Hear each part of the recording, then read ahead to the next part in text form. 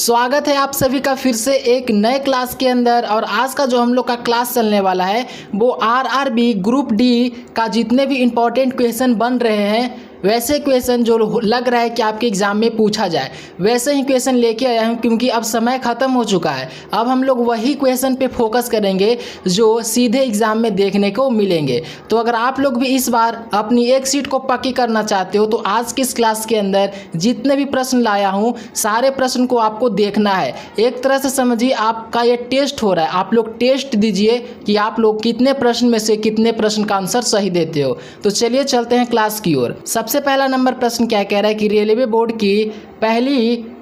Board की पहली महिला अध्यक्ष और सीईओ कौन बनी। काफ़ी ज़्यादा इंपॉर्टेंट है, सवाल को ध्यान में रखना है कि रेलवे बोर्ड की जो पहली महिला अध्यक्ष और सीईओ कौन बनी थी।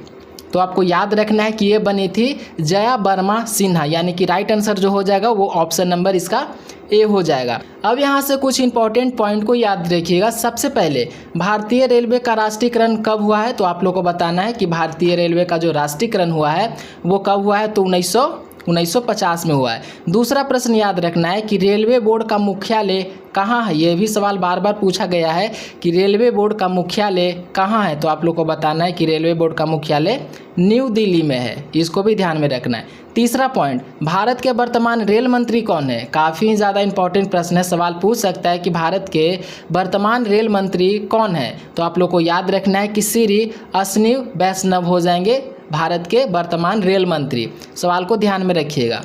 चलिए दूसरा नंबर प्रश्न है, वर्तमान में भारत के नियंत्रण एवं महालेखा परीक्षक सीएजी कौन है। ये भी प्रश्न इंपॉर्टेंट है, बताना है कि वर्तमान में भारत के नियंत्रण एवं महालेख परीक्षण सीएजी कौन है। तो आपको याद रखना है कि ये हो जाएंगे के संजय मूर्ति, यानी कि इसका राइट आंसर हो जाएगा ऑप्शन नंबर बी।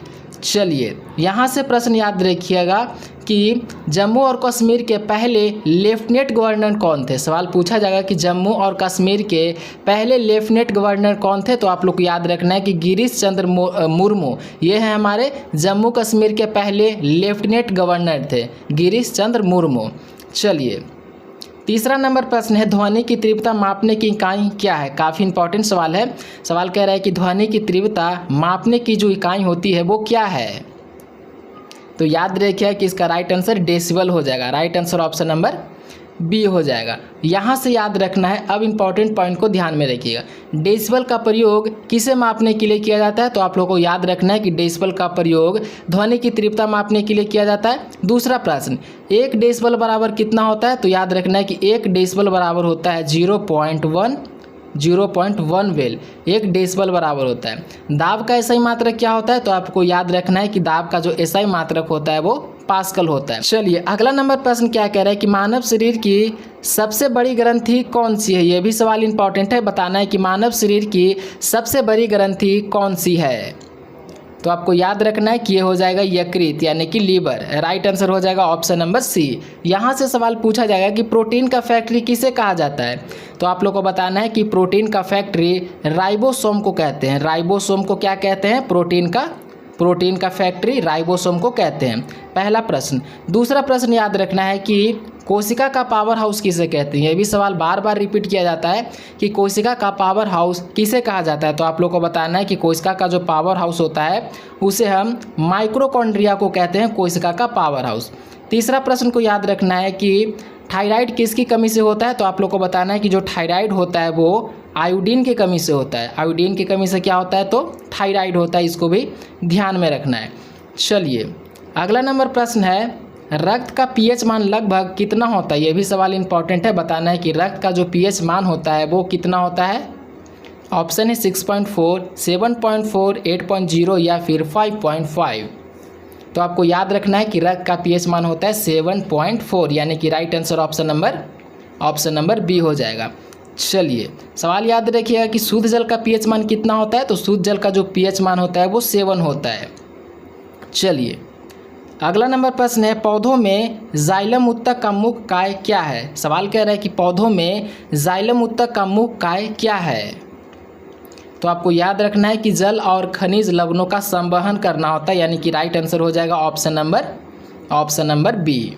चलिए 7 नंबर प्रश्न है, निकट दृष्टि को दूर करने के लिए किस लेंस का उपयोग किया जाता है। काफ़ी इंपॉर्टेंट सवाल है, बताना है कि निकट दृष्टि को ठीक करने के लिए किस लेंस का प्रयोग करते हैं। तो आपको याद रखना है कि निकट दृष्टि के लिए हम अवतल लेंस का प्रयोग करते हैं। यहीं पे सवाल आपसे अगर पूछा जाए कि दूर दृष्टि को ठीक करने के लिए किस लेंस का प्रयोग करते हैं, तो आपको याद रखना है कि दूर दृष्टि को ठीक करने के लिए उत्तल लेंस का प्रयोग करते हैं।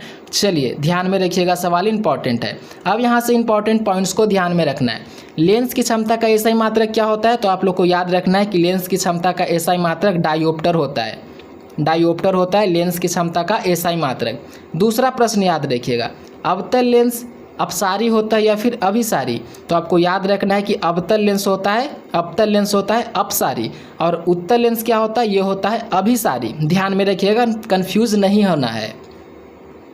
चलिए 8 नंबर प्रश्न है, लोहे में जंग लगना किस प्रकार की अभिक्रिया है। सवाल कह रहा है कि लोहे में जंग लगना किस प्रकार की प्रक्रिया है। तो ये हो जाएगी एक प्रकार की रासायनिक परिवर्तन। रासायनिक परिवर्तन यानी कि right answer option number B हो जाएगी।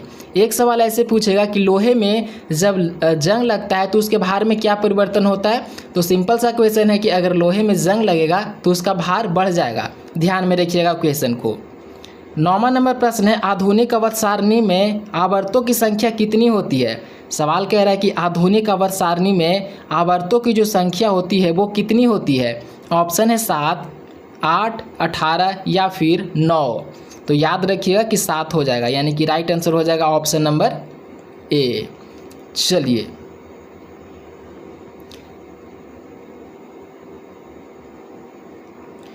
और यहाँ से कुछ इंपॉर्टेंट पॉइंट बताता हूँ जिसको भी आपको ध्यान में देना, ध्यान में रख। और यहाँ से कुछ इंपॉर्टेंट पॉइंट बताता हूँ जिसको ध्यान में रखिएगा। कोयले का जलना किस प्रकार का प्रक्रिया है। तो आप लोग को बताना है कि कोयले का जलना किस प्रकार का प्रक्रिया है। तो एक प्रकार का रासायनिक प्रक्रिया है। कोयले का जलना एक प्रकार का रासायनिक प्रक्रिया है। सवाल पूछा जाता है इसीलिए मैंने आपको बता दिया। दूसरा प्रश्न पूछेगा कि बर्फ का पिघलना कौन सा परिवर्तन है। तो आपको बताना है कि बर्फ का पिघलना हो जाएगा भौतिक परिवर्तन। बर्फ का पिघलना भौतिक परिवर्तन हो जाएगा, इसको भी ध्यान में रखिएगा। लोहे में जंग लगना कौन सा प्रक्रिया है। तो रासायनिक प्रक्रिया है, इसको भी ध्यान में रखना। लोहे में जंग लगना कौन सा प्रक्रिया हो जाएगा। तो ये हो जाएगा रासायनिक प्रक्रिया।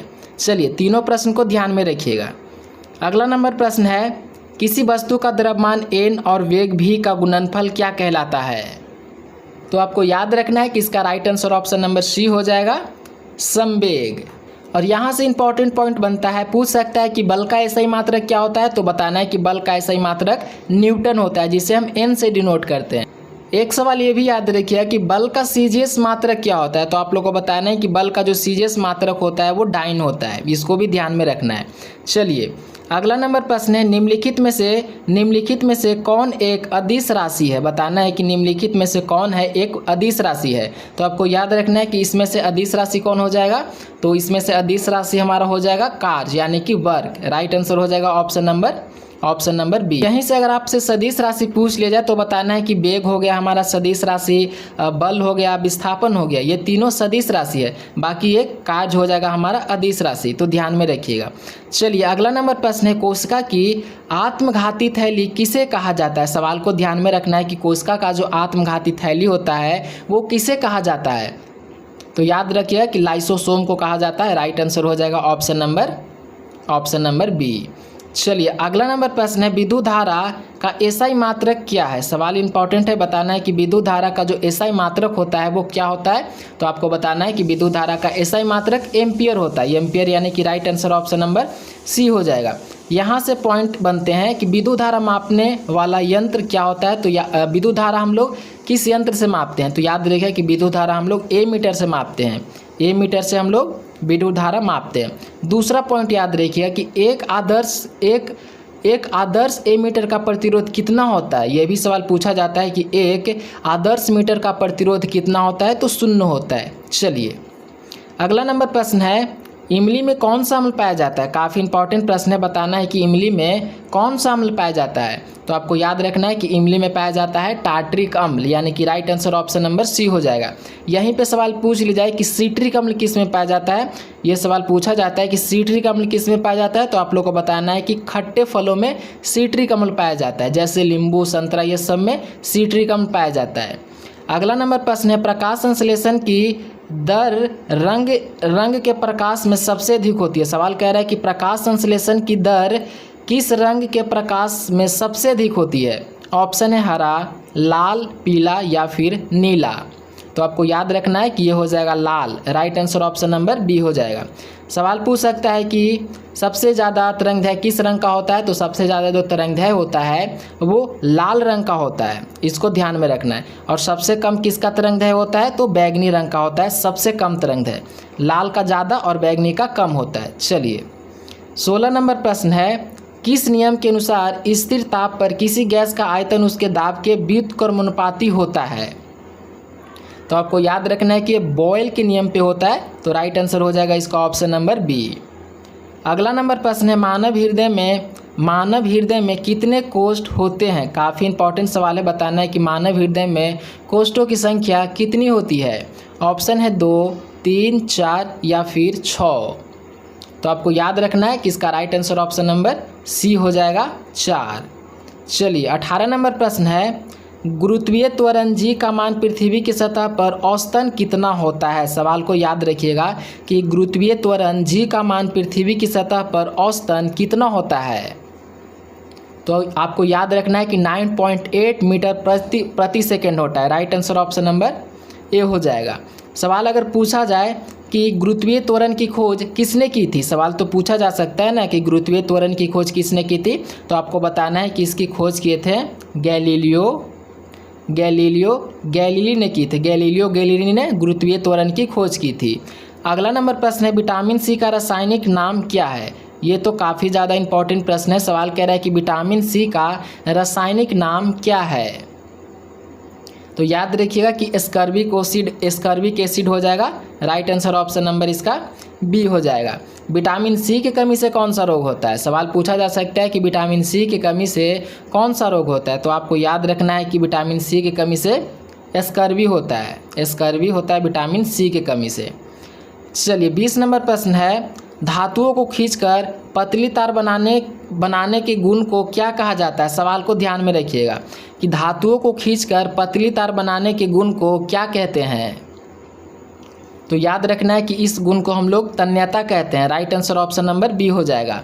और धातुओं को पीटने पर जो टूट जाता है उसे हम लोग भंगुरता कहते हैं, इसको भी ध्यान में रखना है। सबसे कठोर पदार्थ कौन सा है। दुनिया का सबसे कठोर पदार्थ है हीरा, इसको भी ध्यान में रखिएगा। सवाल पूछा जाता है कि सबसे कठोर पदार्थ कौन सा है, तो हीरा। चलिए 21 नंबर प्रश्न है, पीतल किन धातुओं का मिश्र धातु है। सवाल कह रहा है कि पीतल किन धातुओं का मिश्र धातु है। ऑप्शन है तांबा और टीन, तांबा और जस्ता, लोहा एवं निकेल, एल्युमिनियम एवं तांबा। तो आपको याद रखना है कि जो पीतल है वो 2 धातुओं का मिश्रण होता है, तांबा और जस्ता का मिश्रण होता है। तांबा और जस्ता यानी कि right answer option number B हो जाएगा।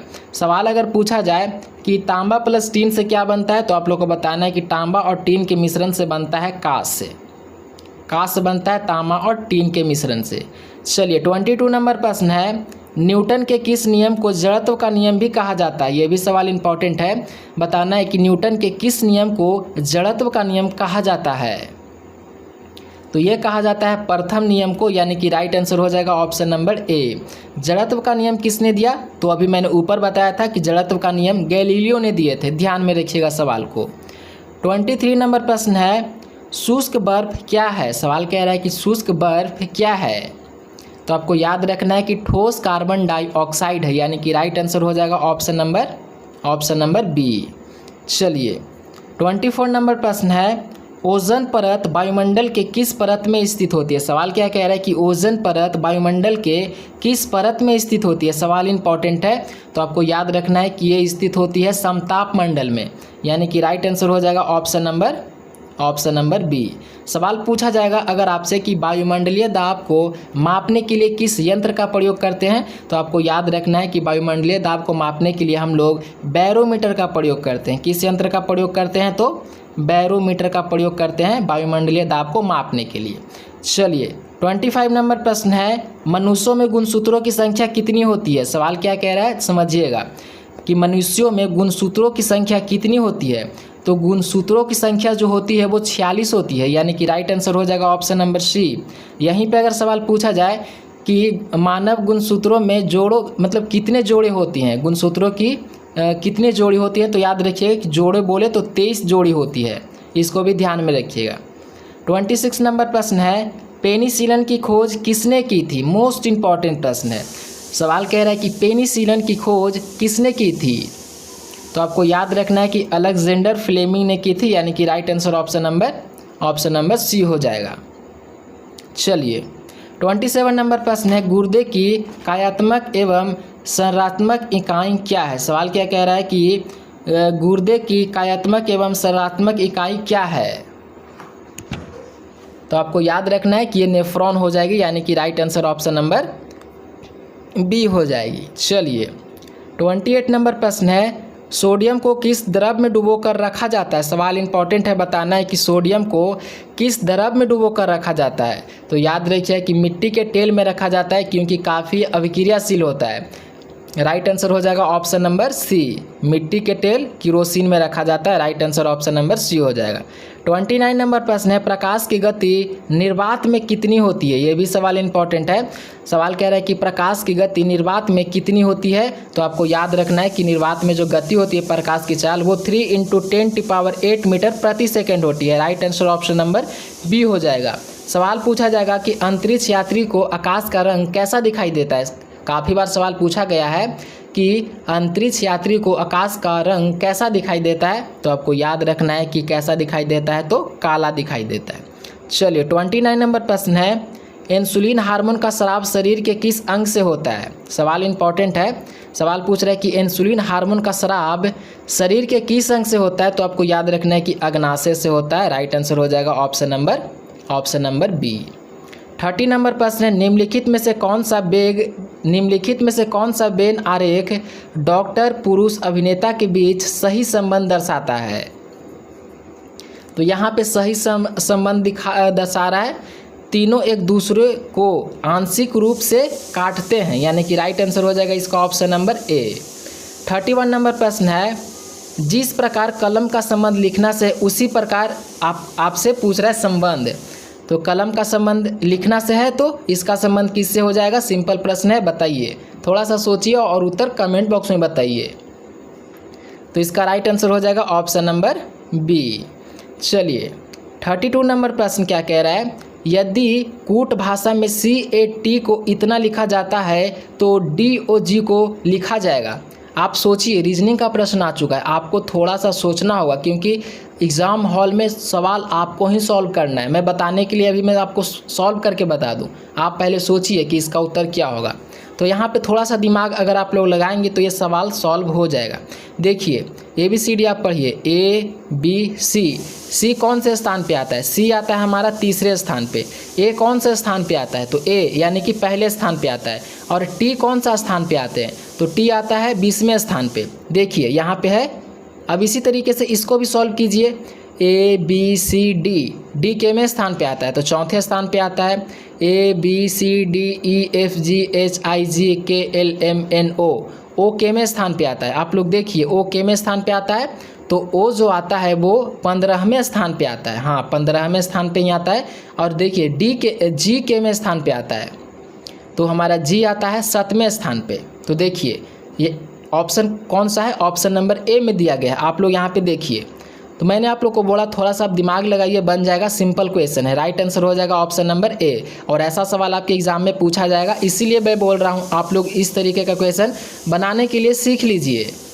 चलिए 33 नंबर प्रश्न है, विषम को चुनिए। ये तो काफ़ी सिंपल प्रश्न है, इसमें से आपको विषम चुनने के लिए बोल रहा है। तो विषम इसमें से क्या हो जाएगा।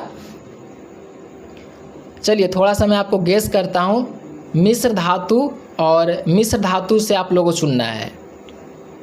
तो देखिए पीतल हमारा मिश्र धातु हो जाएगा, बाकी सब जो धातु है वो शुद्ध अधातु है, यानी कि राइट आंसर हो जाएगा ऑप्शन नंबर बी। पीतल 2 चीज़ों से मिलकर बना होता है, बाकी ये सब 1 चीज़ों से मिलकर बना होता है, यानी कि राइट आंसर हो जाएगा ऑप्शन नंबर बी। सबसे विषम हमारा पीतल हो जाएगा, तो right answer option number B हो जाएगा पीतल, क्योंकि एक प्रकार का ये मिश्र धातु है, इसीलिए ये विषम हो गया, ध्यान में रखिएगा। चलिए 34 नंबर प्रश्न क्या कह रहा है कि राम पूरब की दिशा में 5 किलोमीटर चलता है, फिर बाईं मुड़कर 3 किलोमीटर चलता है, वह फिर बाईं मुड़कर 5 किलोमीटर चलता है, तो वह अपने शुरुआती बिंदु से किस दिशा में है? तो ये शुरुआती से उत्तर दिशा में है, यानी कि राइट आंसर हो जाएगा इसका ऑप्शन नंबर सी। 35 नंबर प्रश्न है, ए बी का भाई है, सी ए की माता है, तो डी सी का पिता है, तो बी का डी से क्या संबंध है? सवाल क्या कह रहा है समझिएगा। ए बी का भाई है, सी ए की माता है, डी सी का पिता है, तो आपसे पूछ रहा है कि बी का डी से क्या संबंध है? तो इसका संबंध हो जाएगा, इसका जो संबंध हो जाएगा वो पोता पोती हो जाएगा, पोता पोती या फिर नाती नातिन हो जाएगा। Right answer option number B हो जाएगा। 36 नंबर प्रश्न है, वर्ष 2024 में ग्रीष्मकालीन ओलंपिक खेल का आयोजन किस शहर में हुआ? सवाल समझिए क्या कह रहा है कि वर्ष 2024 में ग्रीष्मकालीन ओलंपिक खेल का जो आयोजन हुआ था वो किस शहर में हुआ था? तो आपको याद रखना है कि पेरिस शहर में हुआ था। राइट आंसर हो जाएगा ऑप्शन नंबर बी। 37 नंबर प्रश्न है, निम्नलिखित में से श्रृंखला का अगला पद क्या होगा? यहाँ पे इसमें भी थोड़ा सा दिमाग लगाइए, सॉल्व हो जाएगा। यहाँ पे सवाल कह रहा है कि अगला पद क्या होगा, तो यहाँ पे देखिए सभी का स्क्वायर दिया हुआ है। 2 का स्क्वायर कितना होता है 4, 3 का स्क्वायर कितना होता है 9, 4 का स्क्वायर कितना होता है 16, 5 का स्क्वायर कितना होता है 25, 6 का स्क्वायर कितना होता है 36। इसी तरीके से 6 के बाद क्या होगा 7, तो 7 का स्क्वायर कितना होगा तो 7 7 49, यानी कि 49 कौन सा ऑप्शन में है? ऑप्शन नंबर बी में है। Right answer option number B हो जाएगा। देखिए काफ़ी सिंपल प्रश्न है, थोड़ा सा दिमाग लगाइएगा, सॉल्व हो जाएगा। चलिए 38 नंबर प्रश्न क्या कह रहा है कि यदि प्लस का अर्थ, यहाँ पे क्वेश्चन ही नहीं पता चल रहा, इसको रहने देते हैं, चलते हैं अगला प्रश्न की ओर।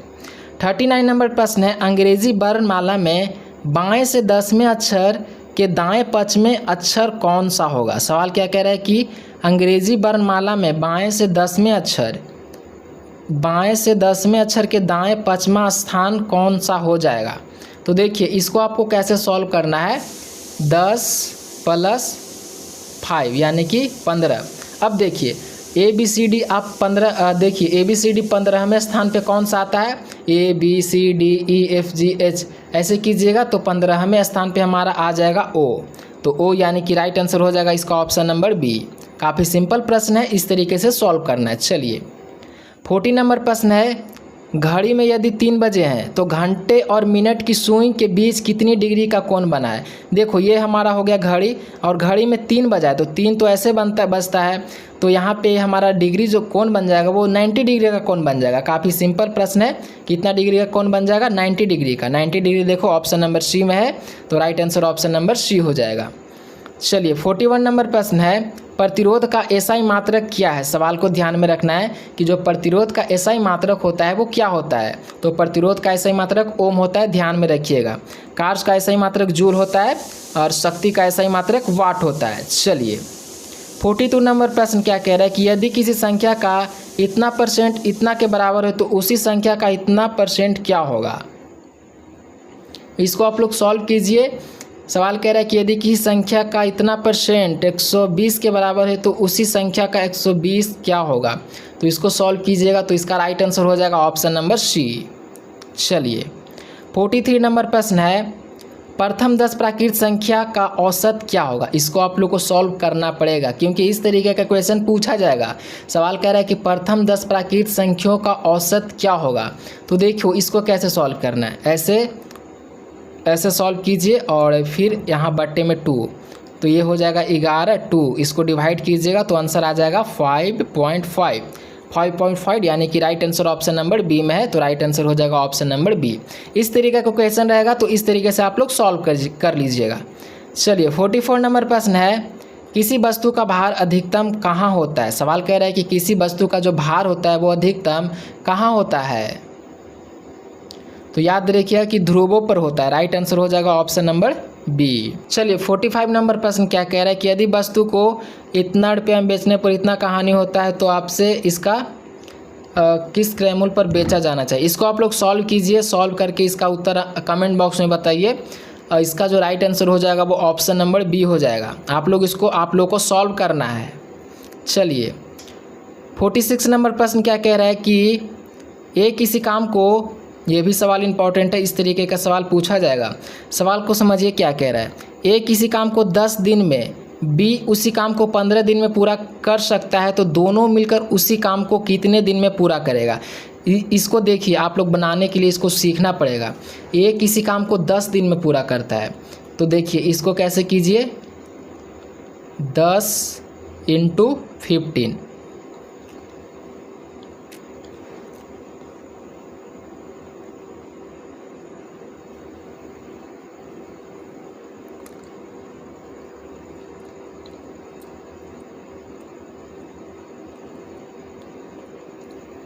देखिए इसको कैसे सॉल्व कीजिए, 10 × 15 और फिर हो जाएगा 10 × 15। हाँ, अब देखो इसको आप लोग सॉल्व कीजिएगा तो इसको कितना आएगा, मल्टीप्लाई करके 150 आ जाएगा और इसको हो जाएगा 25। अब इसको डिवाइड कर दीजिएगा तो आपको राइट आंसर आ जाएगा 6। देखिए कौन सा ऑप्शन में है, तो ऑप्शन नंबर बी में है। सवाल को बनाने के लिए सीख लीजिए, क्योंकि सवाल आपसे पूछा जाएगा इस तरीके से। Right answer option number B हो जाएगा। देखिए मैंने इसको कैसे सॉल्व किया। क्या कह रहा है कि ए किसी काम को 10 दिन में तथा बी उसी काम को 15 दिन में, तो ऐसे सॉल्व कीजिएगा। देखिए 10 × 15, ए करता है 10 दिन में, बी करता है 15 दिन में। इतना करने के बाद आपको ऐसे करना है, आपको नीचे में ऐड कर देना है। इससे मल्टीप्लाई कीजिए, इससे ऐड कीजिए, उसके बाद दोनों में डिवाइड करके आंसर निकाल दीजिएगा, तो right answer option number B हो जाएगा। सवाल को सॉल्व करना पड़ेगा, आपको ही सॉल्व करना है। चलिए 47 नंबर प्रश्न है। एक ट्रेन इतना किलोमीटर के प्रति गति से चल रहा है, तो इसकी गति मीटर प्रति सेकंड में कितनी होगी। तो इसको सॉल्व कीजिएगा तो मीटर प्रति सेकंड में इसका जो आंसर आ जाएगा वो आ जाएगा। उत्तर आप लोग कमेंट बॉक्स में बताइए इसका उत्तर कितना होगा, कितना मीटर प्रति सेकंड आएगा। चलिए 48 नंबर प्रश्न है। भारतीय रिजर्व बैंक आरबीआई के वर्तमान गवर्नर कौन है। सबसे पहले आपको याद रखना है कि आरबीआई की स्थापना कब हुई, तो ये हुई थी 1935 में। फुल डेट है 1 अप्रैल 1935 में।